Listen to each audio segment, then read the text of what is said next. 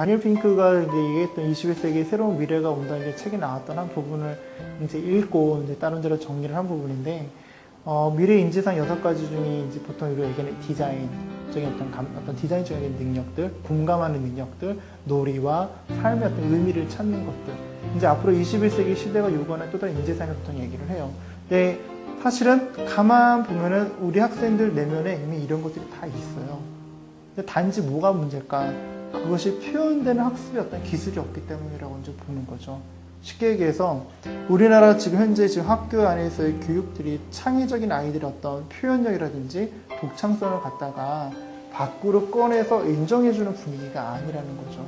그러려면 제도적인 측면에서는 사실 학교 수업 자체가 어떤 암기식 위주의 어떤 주입식 교육이 아니라 토론과 디베이트를 시키고 왜 그런지 자기 생각을 표현해볼 수 있음을 통해서 사실은 그 6가지 인지상은 충분히 나올 수 있다고 봐요. 네.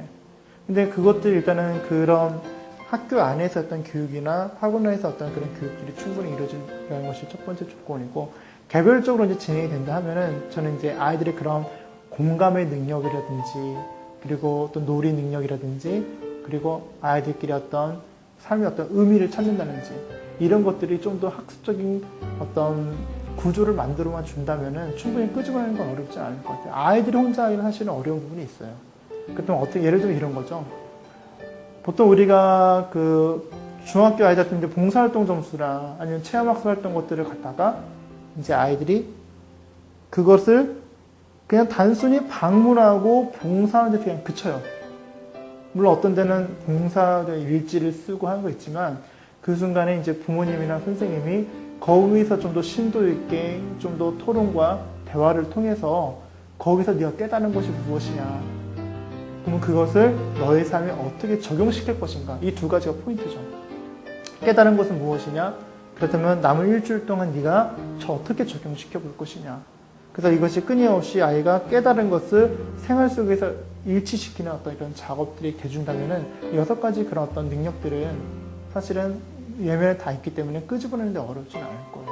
또 한 사로 디자인적인 요소는 뭐냐, 미술을 보더라도 이제 저는 한 달에 한 번씩 이렇게 미술관이나 박물관을 많이 가요.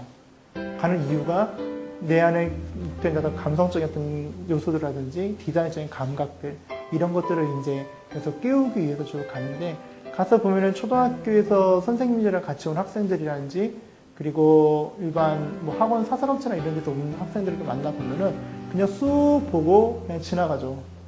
근데 그건 아니라는 거죠. 그러니까 학습의 방법이 잘못됐다는 거예요. 그럼 어떻게 되냐?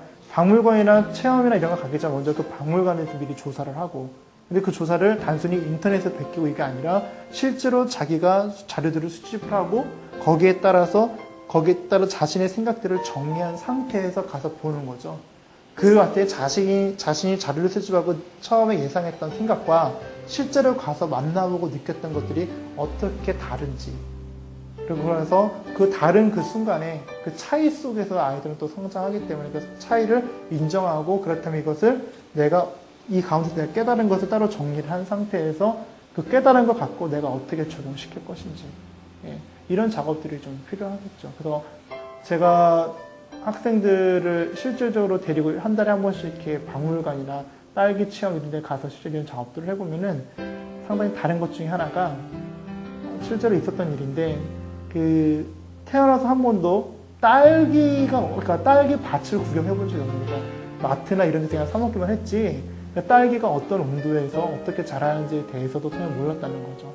그래서 직접 체험 농장에 가가지고 방문을 해서 딸기잼도 만들어보고 하는 걸 통해서 이제 다 끝난 다음에 개별적으로 대화를 했어요.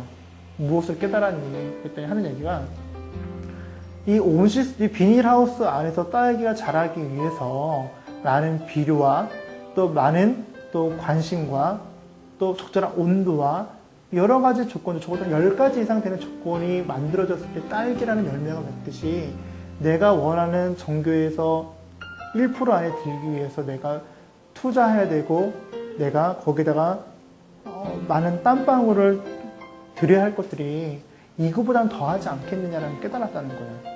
그래? 그럼 그 깨달음을 이번 주에 너 학습에 적용을 시킨다면 어떻게 해보겠니? 라고 할 때 이 친구 하는 얘기가, 제가 공부를 할 때 공부를 해야 된다는 생각으로 참 많이 했는데 하고 싶다는 생각을 일단 갖고 먼저 해보고 그리고 그 가운데 자기가 되지 않았을 때 그 딸기를 농장을 지셨던 그 농부의 땀방울을 한번 생각을 해보겠다라는 거죠. 그러면서 그 깨달음이 액션으로 연결됐을 때 나오는 거죠. 그럼 이 아이가 6가지 인재상에서 대단할 수 있는 게 뭘까요? 아마도 그 농부의 마음과 공감했던 능력들이 사실 있었기 때문에 그 깨달음이 있었다는 거죠. 그래서 이제 저는 얘기를 했죠.